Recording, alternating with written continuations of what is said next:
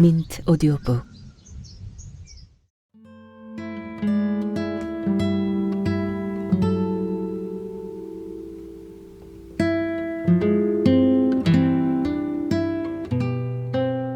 괜찮아.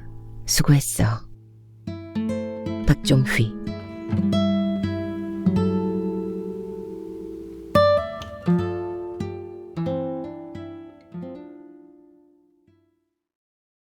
일. 넉넉하게 해놓자며 새로 인쇄해온 명함 박스를 꺼내 한 장 한 장 가위로 4조각을 냈다가 다시 8조각으로 잘라 휴지통에 쓸어 넣었다. 지점장 정희주가 잘려나가는 조각들과 함께 눈물 위에 둥둥 떠다닌다. 시간이 꽤 지난 것 같은데도 상자에 가득한 명함은 그대로다. 가위를 내려놓고 책상 위에 손을 모은 채 한참을 앉아 있었다. 방 안 가득한 정막의 소음이 나를 옥죄었다. 2시 10분 전. 자리에서 벌떡 일어나 코트를 집어들었다.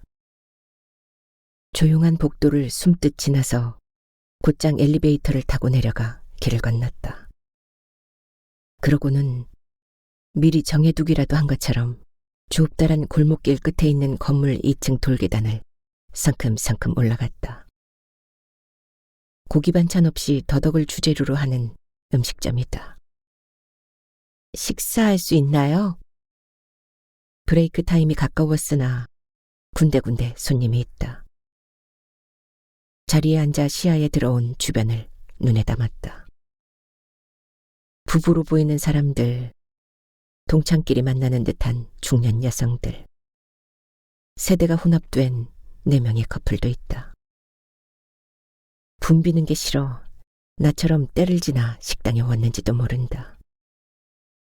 대각선 방향의 팀 하나는 대부분 마스크를 쓰고 있다가 음식이 나오자 마스크를 벗고 조용조용 얘기하며 식사를 한다. 잠시 후 내게도 종업원이 카트를 밀고 와 음식을 내려놓았다. 조금씩 담겨있기는 하지만 접시가 커서 인해 테이블이 꽉 찼다. 보리와 더덕이 섞여 있는 잡곡밥, 작은 조개가 보이는 맑은 미역국, 양념을 바른 더덕구이, 잡채, 튀김, 샐러드 등 혼자 먹기에는 다소 버거운 양이다. 미역국을 한 모금 떠먹어보고 잡곡밥에 양념간장을 몇 숟갈 올려 천천히 비볐다.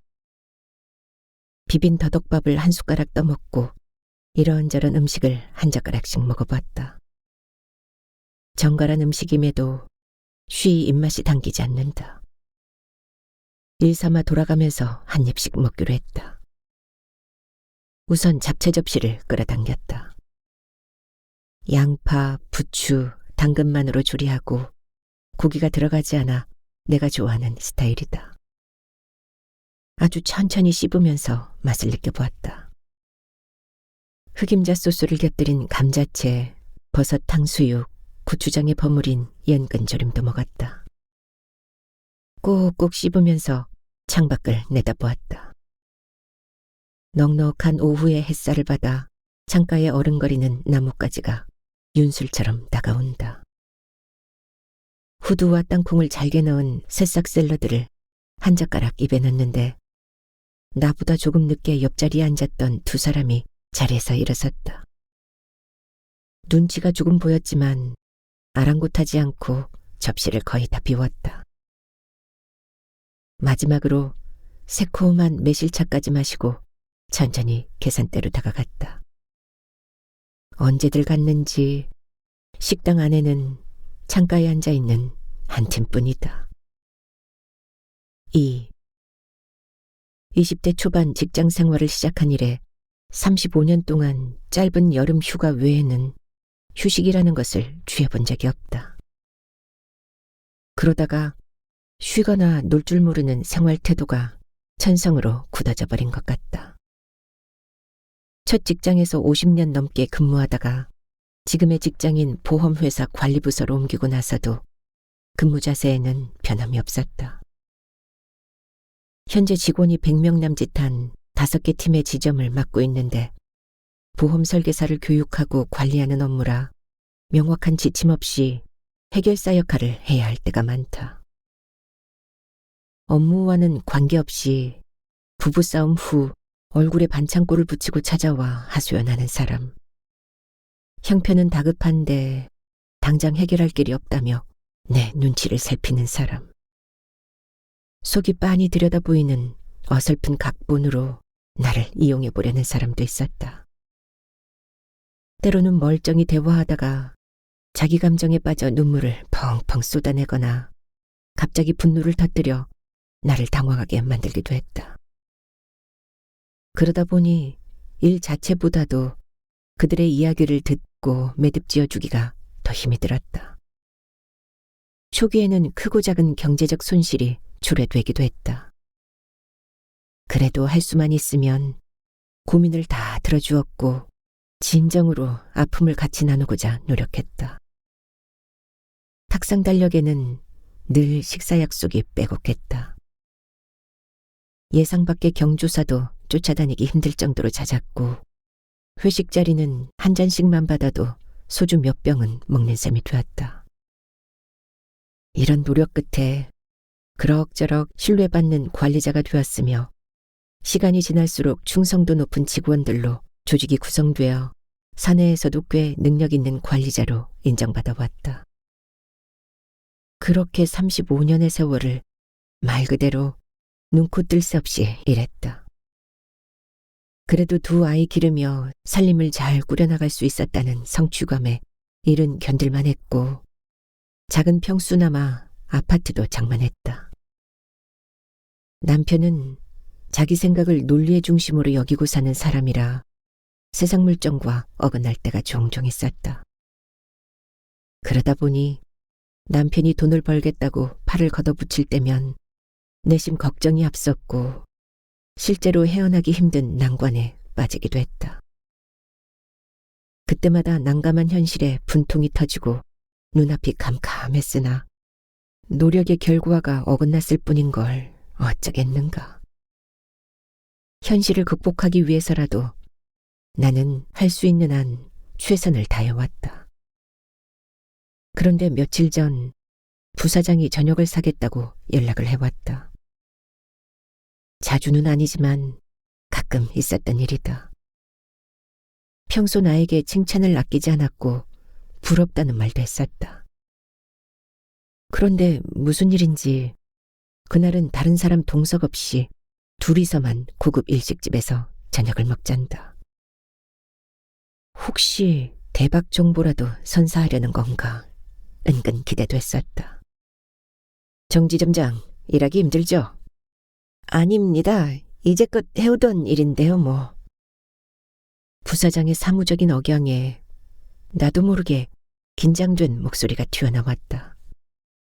우리 일이라는 게 젊은 사람들이 계속 치고 올라오다 보면 자리를 물려줘야 할 수밖에 없어요. 나도 마찬가지고. 그는 내 대답에 아랑곳하지 않고 준비한 말을 했다. 한마디로 명예퇴직 권유였다. 잠시 아무 말도 하지 못하고 입술을 꽉 물고만 있었다. 다른 임원들보다 나이가 많아 언젠가 이런 날이 올 거라 예상은 했지만 지금 시점은 아니었다. 성과도 뒤떨어지지 않았고 능력껏 일하면 되는 분위기였기 때문이다. 앞서 엉뚱한 기대를 걸었던 건 두말할 것도 없고 멋모르고 일에만 숨가쁘게 매달려온 나 자신이 너무나 한심하고 불쌍했다. 부사장은 자신의 특별 배려가 반영되었다는 공지서와 함께 6개월 동안 정상적으로 출근하면서 일은 하지 말고 진로를 구상해보라는 말로 면담을 마무리 지었다. 내 젊음을 바친 직장에서의 종말이 그렇게 예고 없이 들이닥친 것이다. 회사를 원망하기에 앞서 당장 어떻게 살아가야 할지 막막하기만 했다. 남편은 몇 차례 실패 후 슬럼프에서 벗어나지 못하고 소일거리로 친구 회사에 나가고 있지만 자기 앞가림에 머무는 터라 아직 기댈 수 있는 버팀목이 되지 못했다. 아들은 불량 친구들의 꼴을 용납하지 못하는 결벽성 때문에 스스로 외톨이가 되어 전학까지 시켜보았으나 끝내 재수생 처지가 되어 있는 상태다. 딸아이는 무난히 자라 대학에 들어가자 학원과 카페에서 열심히 아르바이트하며 제 용돈벌이는 알아서 하고 있었는데 뜬금없이 갑상샘 기능 이상으로 면역력이 현저히 떨어져 곧바로 휴학시키고 현재 치료에만 전념하도록 하고 있다. 하나같이 내 보호가 필요한 가족들이다. 이런 판국에 나마저 백수가 될 처지에 놓인 것이다. 생각하면 할수록 회사의 처사가 야속했다. 내가 뭐가 부족하다는 말이야. 어제까지도 칭찬이 자자하던 사람이 우리 지점이 실적이 부족한 것도 아니고 그깟 나이가 많다는 거 그거 하나로 날 자를 수 있어? 그날 밤 창문이 훤해지도록 잠을 이루지 못했다. 3. 시간은 망각의 묘약이다. 햇살이 바뀌면서 점차로 조급함이 줄어들고 어색했던 놀고 먹기도 그런대로 견딜만해졌다. 그렇다고 짊어진 십자가의 무게가 가벼워진 건 아니었다. 쫓기는 마음에 먼저 퇴직한 사람들도 만나보고 컴퓨터에 매달려 정보가 될 만한 것을 뒤져보기도 했다. 그러나 무엇 하나 뾰족한 대안을 찾을 수는 없고 내 한계가 여기까지라는 허무한 생각만 들었다. 직원들은 업무 보고를 하지 않았고 위에서 뭔가를 지시하는 일도 없었다. 가끔 찾아와 하소연하는 직원은 덜어 있었다. 그때마다 친절히 상담해 주었으나 내 마음부터가 예전 같지는 않다. 출퇴근 시간은 꼬박꼬박 지켰다. 불쑥불쑥 공짜 급여인지 위로 급여인지 팽개쳐버리고 뛰쳐나가고 싶기도 했지만 그건 주제넘은 화두다. 이제 30분 후면 퇴근 시간이다. 할 일 없이 의자를 빙 돌렸다가 제자리에 머물렀다. 예전 같으면 하루 일을 마감하느라 한창 바쁠 시간이다. 먼저 퇴사해 독립대리점을 운영하는 사람을 다시 만나볼까 하고 전화기를 들었다가 도로 내려놓았다. 엊그제 만났을 때 그녀는 두 손을 거머쥐며 너무나 과도한 환영 의사를 표현했었다. 책상 위엔 길에서 받은 헬스장 전단이 놓여 있다. 한 번도 관심을 가져본 적 없는 용어들이 즐비하다. 개인 맞춤형 PT, 줌바, 요가, 필라테스, 스피닝 등등. 운동은 선택이 아닌 필수라는 큰 글자가 눈에 들어왔다. 자신감 넘치는 표정으로 갈색 근육을 과시하는 여성 모델도 인상적이다. 모델 사진 위에 내 얼굴을 바꾸어 놓고 상상하다가 소리가 날 정도로 기키고 섰다. 엎어진 김에 휴학한다는데 나도 운동이나 해볼까?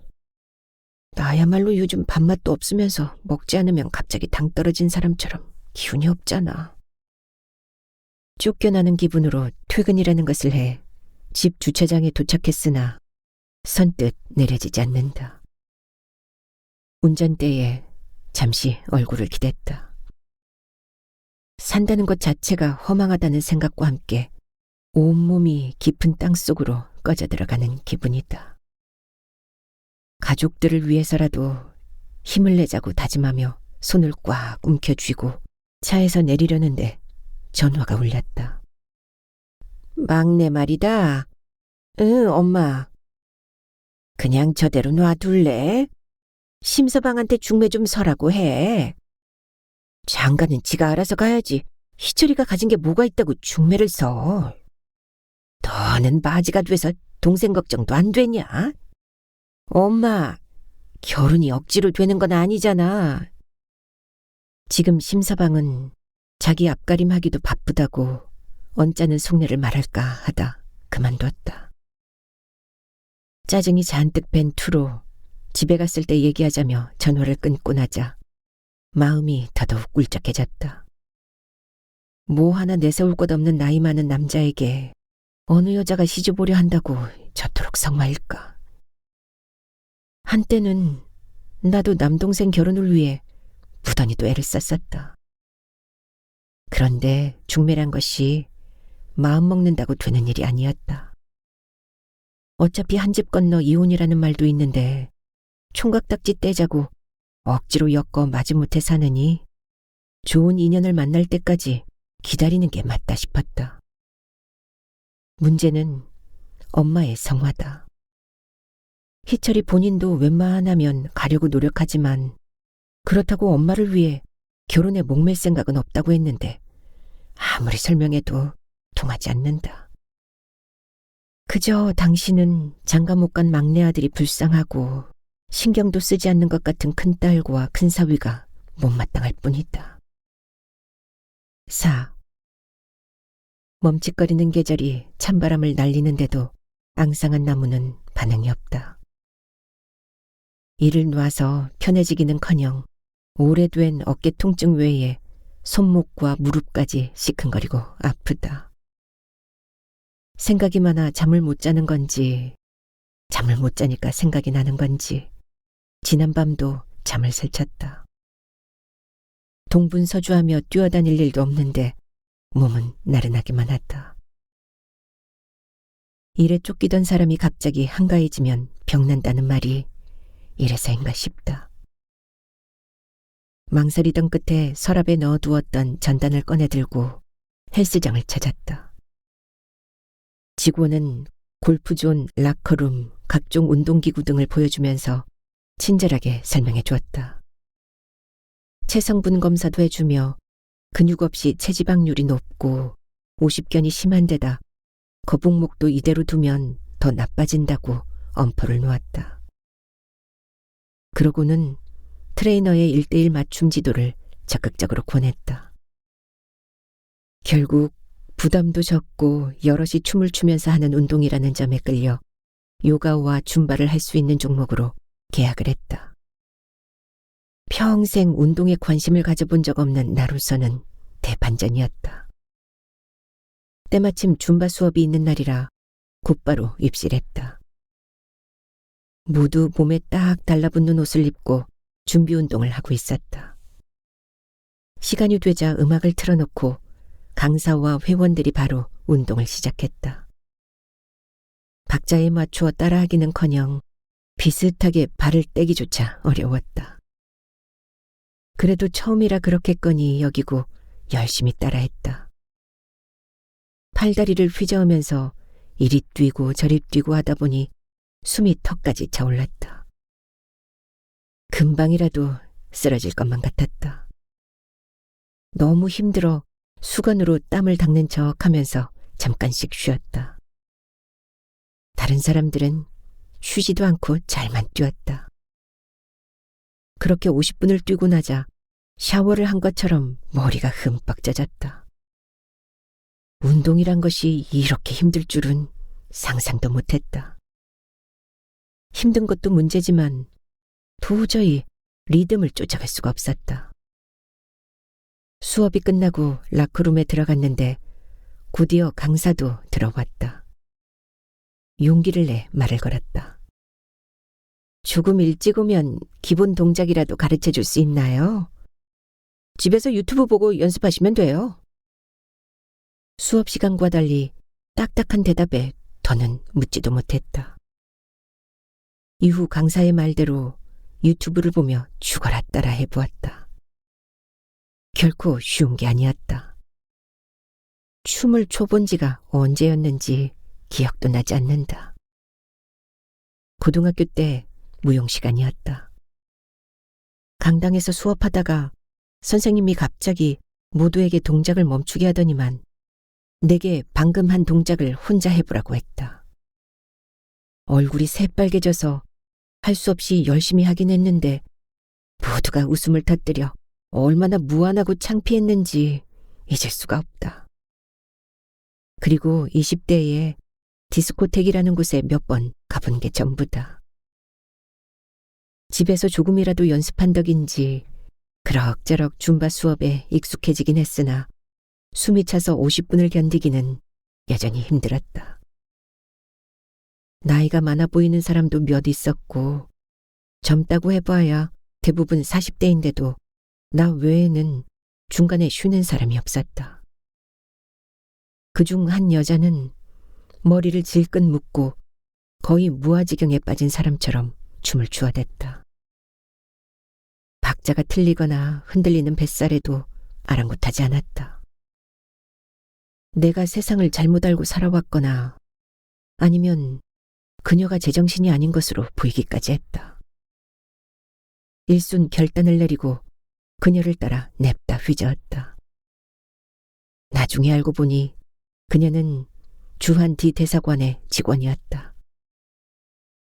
그동안 삶의 전부였던 회사 속의 내가 땀방울에 녹아내리면서 까마득하게 잊고 있던 어린 시절의 일들이 모락모락 피어올랐다. 5. 찬이로부터 영양강 모임, 영등포구, 양천구, 강서구의 주소지를 둔 초등학교 동창들의 모임에 나오라는 연락이 다시 왔다. 여러 번 요청이 있었으나 바쁘다는 핑계로 한사코 거절했었다. 그녀는 예나 지금이나 항상 씩씩하고 무슨 일이든 열심히 했다. 방송국에서 다큐나 예능 프로의 장비, 소품, 의상 등을 책임지는 일을 오랫동안 해왔는데 지금은 뜻밖에도 인터넷 쇼핑몰에서 닭갈비를 판다. 장사도 꽤 잘 된다고 한다. 가히 여장부다운 변신이었다. 한때 연락이 끊겼었는데 물어물어 나를 찾아내서는 현재 가깝게 지내고 있다. 이참에 심란한 마음도 잠재울 겸 못 이기는 척 모임에 나갔다. 10명 남짓 모인 허름한 오리고기 식당이었다. 넓은 냄비에는 부추를 듬뿍 넣은 오리고기가 보글보글 끓고 있었고 도토리묵, 해물파전, 각종 채소와 함께 곁들여 나온 반찬들도 푸짐했다. 너 왈페 희주구나? 반갑다. 누군지도 모르는 중년 남자가 대뜸 반말을 하는데 나는 존댓말을 해야 할지 반말을 해야 할지 선뜻 말을 꺼내지 못했다. 나 서경이, 김서경. 3학년 때 네가 날 깔고 앉아 똥 밟은 신발짝으로 두들겨 팼잖아. 맞다. 어렸을 때 나는 화가 나면 남자애들도 깔아눕히고 올라앉아 두들겨 팼었다. 그 후로 왈페라는 수식어가 붙었다. 똥 묻은 신발이라고? 누군가가 되물었고 나는 삐져나오는 웃음을 입안 가득 삼켰다. 서경이 곧바로 나머진 사실이라고 해명하자 모두는 한바탕 호쾌하게 웃어젖혔다. 나는 박규현. 다들 동창이니까 편하게 말하자. 그래. 하나같이 머리숱이 젖고 배도 나오고 주름이 가득한 중년의 얼굴들이다. 동창들은 이내 내게 특별한 관심을 두지 않고 자기들 얘기하기에 바빴다. 명퇴 얘기, 건강 얘기에 가끔은 주식이나 부동산 등 재테크에 열을 올리기도 했다. 찬이는 모임에 자주 나가서인지 잘도 어울렸다. 어색하게 자리를 지키고 있는데 뒤늦게 또 한 남자가 들어섰다. 그 역시 환갑을 바라보는 중년의 평범한 남자였다. 그는 늦어서 미안하다며 소주잔을 받다가 나를 흘깃 쳐다보았다. 명준아, 자주 좀 나와라. 이제 퇴물된 나이에 친구밖에 없어. 그건 그래. 이름을 듣는 순간 내 눈이 동그래졌다. 그는 해주기 웃기만 했다. 얼핏 스쳐가는 얼굴이 있었다. 기억 속의 얼굴은 길쭉한데 그의 얼굴은 둥글럽적하다. 초등학교 친구들이 대부분 같은 중학교에 들어갔다. 중학교 1학년 때 나는 4반이었는데 남학생, 여학생 비율이 안 맞아 4반만 혼합반이었다. 당시 학교에서 생각해낸 묘책이었는지 성적순으로 뽑아 4반을 만들었고 우수반의 대명사가 되었다. 같은 반 친구들이었지만 처음에는 이성 간에 서로 말도 하지 않았었다. 점차로 간단한 말 정도는 건네는 아이도 있었지만 대부분 말 한마디 하지 않고 지냈다. 그러나 날이 가면서 은근히 마음에 드는 이성 친구에게 멀리서나마 눈길을 던지기도 했다. 우리 반에 같은 초등학교를 나온 최명준이라는 아이가 있었는데 서로 아는 체 하지는 않았지만 언젠가부터 살짝 던지는 시선이 느껴졌다. 단체로 영화 보러 가기로 한 어느 날이었다.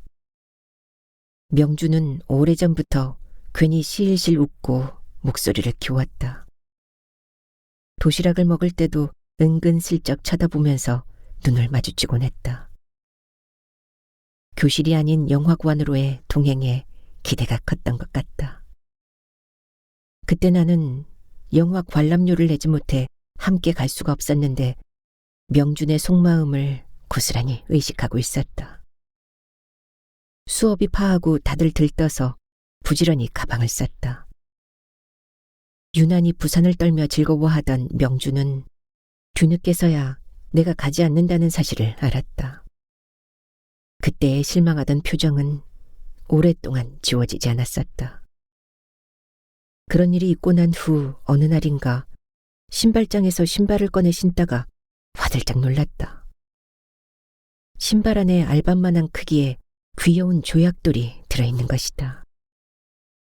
이후로도 자주는 아니지만 몇 번 더 그런 일이 있었고 나는 명준이 한 짓이라는 것을 알고 있었다.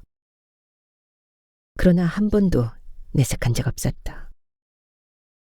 명준 또한 나에게 말을 걸거나 그 흔한 편지조차 넣어둔 적은 없었다.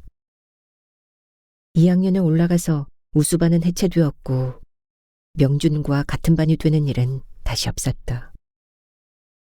그리고 고등학교에 들어간 이후로 우연히 마주치거나 누군가로부터 소식을 듣게 되는 일도 없었다. 그런데 아직껏 이름을 기억하고 있는 것을 보면 나의 뇌리에 그 아이가 또렷하게 새겨져 있었던 모양이다. 명준이 너는 아직 건재하지? 회사는 언제까지 다니냐? 나도 길어야 2, 3년이지 뭐. 요즘은 악착같이 일하네. 그래도 끝까지 버텨라. 일로 오면 폭삭 늙는다. 친구들의 말로 미루어 볼 때 아직 직장에 다니는 것 같았다. 찬이가 내 어깨를 감싸잡으며 호들갑스럽게 나섰다. 얘는 희주, 정희주, 기억나지? 글쎄... 그가 잘 모르겠다는 듯 대꾸하면서 쳐다본다. 민망해 고개만 까딱 했더니 그도 눈만 껌뻑하고는 이내 눈길을 거두었다. 나는 어색하게 웃었다. 명준은 궁금한 게 없는지 아무것도 묻지 않았고 특별히 신경을 쓰지도 않았다. 규현이 다들 주목하라며 시선을 끌어모았다. 얘들아, 인생 얼마 안 남았어. 즐겁게들 살아라. 허무한 게 인생이라더니 요즘은 정말 겁난다. 어쩌다 보면 한 달이고 금세 1년이야. 그래서 말인데, 야, 뭔 말하려고 그렇게 뜸을 들여? 규현의 말은 이랬다. 주호가 김포에 200평 남짓 되는 밭을 가지고 있는데 시간 되는 사람이 나와서 심고 가꾸는 주말 농장을 운영하자며 바이러스에 화학 비료가 판치는 세상이니 밖에서 만나는 것보다 거기서 직접 가꾼 농작물로 다 같이 음식도 만들어 먹으면 좋지 않겠냐는 것이었다. 모두 좋다고 합세하며 심고 싶은 작물 이름을 읊어댔다. 명준은 무슨 생각을 하는지 별로 말이 없었다. 설마 그때의 일을 기억도 못할 리는 없다. 피식 웃음이 나왔다. 어쨌든 동창들은 주말 농장에 대찬성하고 나섰다. 밭 주인보다 다른 사람들이 더 열성이었다. 주호가 쓸만한 컨테이너까지 준비해 놓았다는 바람에 농막을 위한 큰 돈은 필요 없게 되었다. 그 밖에 필요한 살림도구는 각자 능력껏 헌납하기로 하고 찬이가 충무를 맡기로 했다. 6. 내가 멈춰 있으면 아무것도 되지 않을 것 같은 집안 분위기에 조금씩 변화의 새싹이 돋기 시작했다. 온종일 말 한마디 없이 지내던 딸아이가 명랑한 표정으로 가벼운 집안일을 거들었다. 아들은 대학에 꼭 들어가고야 말겠다며 뒤늦게 공부에 열을 올렸다. 남편은 새로 도전하는 감리사 시험에 자신감을 보이면서 이참에 아예 가정의 짐을 벗으라고 내게 큰소리쳤다. 그동안 노력했던 세월의 보람을 눈으로 보는 듯했다. 마음속에 훈훈한 바람이 불어왔다. 현실적인 해결책에 앞서 나는 여전히 건강하고 하려들면 뭐든 못할 게 없다. 우리나라만 해도 직업의 종류가 2만 가지가 넘는다고 한다. 쉬다 보면 예전보다 훨씬 더 좋은 기회가 오지 말라는 법도 없을 것이다. 막연한 기대감 속에 시간은 무심히 흘러갔다. 봄바람이 산들산들 불어오는 날, 찬이와 함께 주말 농장을 찾았다. 나도 약간의 모금에 참여한 컨테이너 농막은 그런대로 아담한 모임 장소가 되어 있었다. 책상, 플라스틱 의자, 가스레인지, 부엌 살림 도구가 갖추어져 있고 냉장고 안에는 음료수와 맥주, 소주병까지 가득 채워져 살림집을 방불케 했다. 남자들은 밀짚 모자에 장화를 신고 진짜 농부들처럼 일했다. 풀을 뽑기도 하고 호스를 늘어뜨려 물을 뿌리기도 했다. 한쪽에서는 고랑을 내면서 무슨 모종인가를 심었다. 밭을 둘러보니 쑥갓, 상추가 제법 앙증맞게 자라올랐고 작게나마 오이와 가지도 열렸다. 막대를 타고 올라간 초록 잎사귀 사이사이에는 하얀 꽃잎을 밀어내고 조그마한 고추가 대롱거렸다. 흔한 농작물인데도 친밀감과 함께 생명의 신비로움이 느껴졌다. 밭 주변 군데군데에는 노란 민들레가 살포시 미소를 지으며 흔들거렸다. 언젠가 시골에서 민들레 잎사귀를 뜯어본 적이 있어 반가운 마음에 연한 것으로 골라 뜯었다. 비슷한 모양의 왕고들빼기도 뜯었다. 금세 손톱과 손가락에 때가 낀 것처럼 까만 물이 들었다. 내가 뜯은 왕고들빼기와 민들레로 찬이는 매실즙을 넣고 겉절이를 했다. 쌉싸름하면서도 매콤 새콤한 맛이 입안에 감돌았다. 은숙은 밤과 은행을 넣어 찰밥을 지었다. 먹는 것을 별로 좋아하지 않던 나도 오랜만에 자연의 맛을 흠뻑 느꼈다. 얘들아, 나 다음 달에 빨래방 개업한다. 민식이 뜬금없는 선언을 했다. 빨래방? 대기업 임원 하시던 분이 어떻게 그런 일을 해? 별로 어렵지 않아. 좋은 장소에 기계 들여놓고 가끔 가서 확인만 하면 되는 거야. 지금 세탁일도 배우고 있어. 많은 돈은 아니어도 굶지는 않을 거다. 모두 손뼉을 치면서 축하해 주었다. 나는 속으로 그런 것도 있구나 하고 감탄했다. 서경은 축하주를 마시자며 건배를 제안하고는 민식의 말을 거들었다. 나는 문구 가맹점을 할까 생각 중이야. 자리만 있으면 무인 점포도 된대. 너도 나도 처지가 비슷한지라 신종사업 아이템 얘기에 열을 올렸다.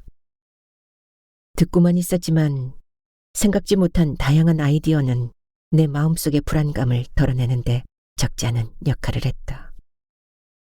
7. 그동안 들여다보지 못하고 혹사만 하던 몸 여기저기서 돌봐달라고 아우성이다. 고질병인 왼쪽 엄지발가락 통증이 오늘은 구두도 못 신을 정도로 심하다.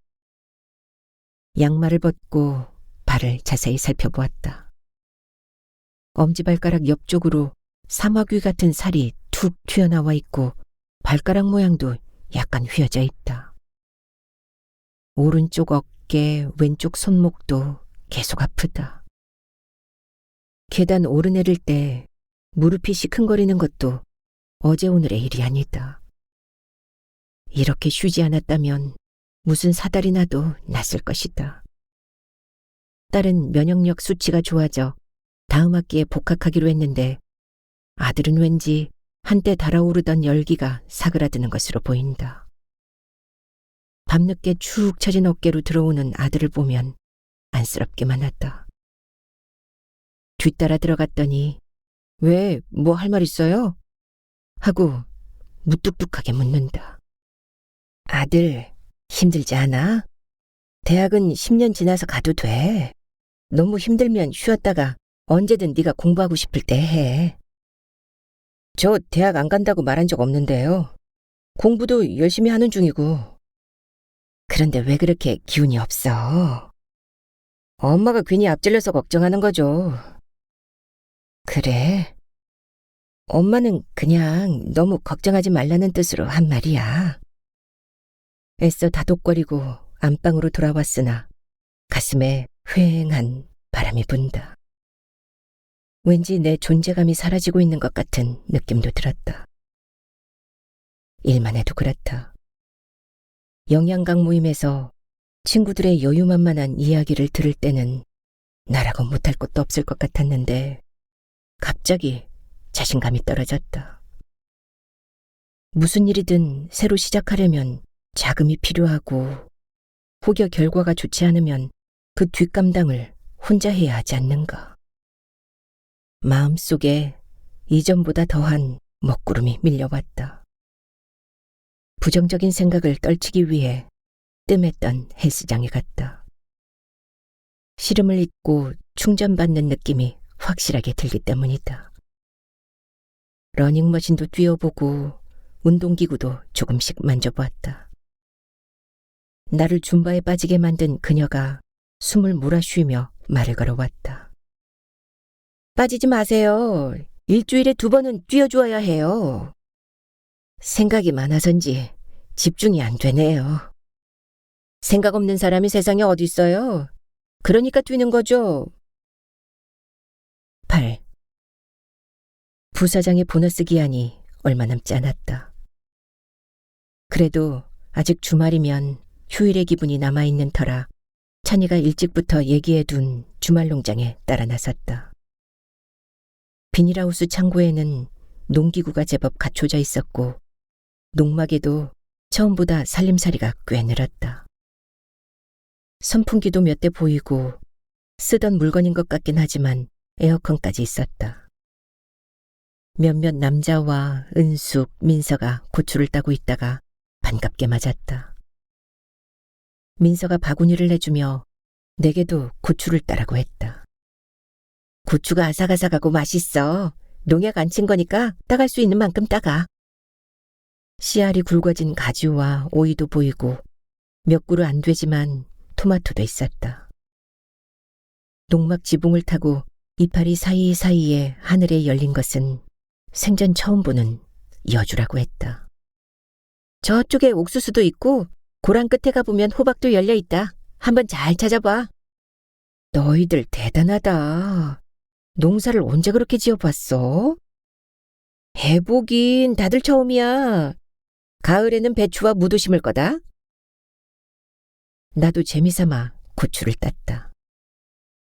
어느새 빨갛게 익어가는 것도 있었고 따고 또 따도 눈길이 머무는 곳마다 주렁주렁 달려 있었다. 오이와 토마토도 몇 개씩 따보았다. 얼마쯤 지나 승합차 한 대가 들어서더니 명준과 홍규가 내렸다. 어서들 봐라. 고기 사왔지? 그럼 충분히 샀으니까 실컷 먹을 수 있어. 밭에서 바로 뜯어온 채소를 쌈으로 준비하고 쪽파를 뽑아 파전도 만들었다. 다들 시장에서 사다 먹는 것과는 비교가 안 된다며 쌈채소에 고기와 양념장을 듬뿍 넣어 싸먹었다. 덩달아 나까지 먹는데 열을 올렸다. 걱정이라곤 눈 씻고 찾아보아도 없는 사람들이 분명하다. 얘들아, 나도 퇴직이 얼마 안 남았어. 뭘 해야 할지 고민이야. 희주도 그렇다며? 불쑥 내던지는 홍규의 말에 정신이 번쩍 들어 찬이를 쳐다보았다.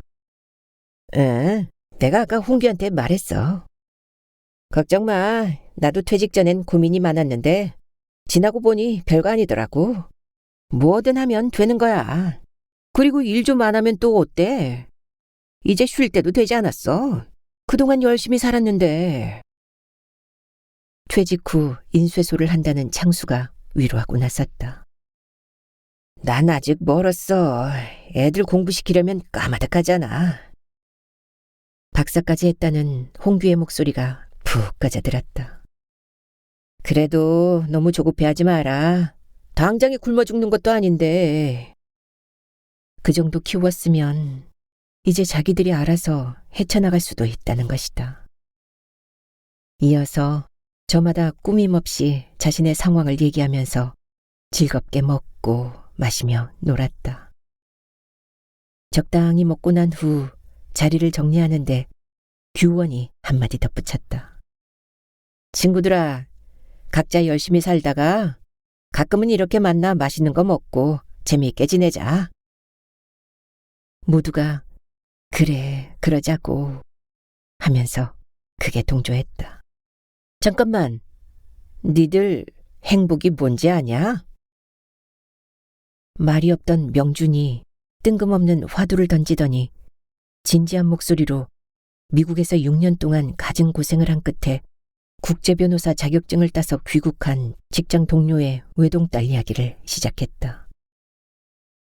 귀국한 날 저녁 축하해주기 위해 모인 친구들을 만났는데 홍대 골목에서 깔깔거리며 걷던 중 제동장치가 풀어져 후진하는 자동차에 치여 목숨을 잃었다는 것이다. 그것도 일행의 제일 뒤에서 손목을 잡혀 끌려가던 그 딸 하나만 현장에서 참사를 당했으며 부모와 회포도 풀기 전이라고 했다. 갑작스러운 이야기에 아무도 입을 열지 못했다. 행복은 대박이 아니라 그런 불행한 일이 없는 모든 일상이더라고. 명주는 눈에 물기를 한 방 머금고 잠긴 목소리로 말끝을 흐렸다. 그래, 맞다. 아무 일도 없는 게 행복인 게야. 상황이 다소 힘들어도 하루하루 겸손하게 맞이하면서 살자, 이거지. 나를 의식해서 하는 말처럼 들렸다. 모두 좋은 얘기라고 고개를 끄덕이며 돌아갈 채비를 했다. 인사를 나눈 다음 먼저 농막문을 열고 나온 나는 신발장에 올려놓은 신발을 꺼내다가 옴찔 놀랐다. 내 운동화 속에 작은 조약돌이 한 짝에 하나씩 들어있는 것이었다. 뜨거운 여름바람에 맞선 얼굴이 후끈 달아올랐다.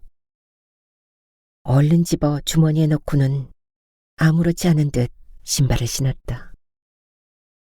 왁자지껄하며 뒤따라 나오는 사람들 속 명준을 슬쩍 보았으나 그는 어떤 표정도 눈길도 없었다. 한 손으로 채소 봉투를 끌어안고 다른 한 손으로는 주머니 속의 조약돌을 만지작거리면서 슬며시 웃음을 머금었다. 희주야, 괜찮아. 수고했어. 다시 시작하는 거야. 조약돌이 부딪히며 소곤거렸다. 찬이와 같이 가던 중 한 정거장 미리 내려 걸었다. 급할 것도 그렇다고 멈출 필요도 없이 그저 발이 움직여지는 대로 천천히 걸어갔다. 행복은 대단한 것이 아닌 매일 나에게 주어지는 일상이라는 명준의 말이 다시 귓전에서 맴돌았다. 우주에서 볼 때 나는 비록 한 점도 되지 못하지만 내가 없는 우주는 존재하지 않는다. 신대륙이라도 발견한 듯 발걸음이 빨라져 어느 틈엔지 휴대전화 1번을 꾹 누르고 있었다. 일어나지도 않은 내일의 일을 앞당겨 불행으로 여기는 건 중대한 오류다. 언제 와? 나는 거의 다 와가는데. 오늘 늦는다고 하지 않았어? 반가움에 남편의 목소리가 한 톤 높아졌다. 다 끝내고 가는 거야. 당신 먹고 싶은 거 있으면 말해. 다 해줄게. 그럼 김치 부침개 해먹을까? 고작 김치 부침개야? 산등성이에 걸쳐진 저녁 노을이 대자연의 품을 열었다. 태양은 내일 또다시 떠올라 찬란한 아침을 선사할 것이다.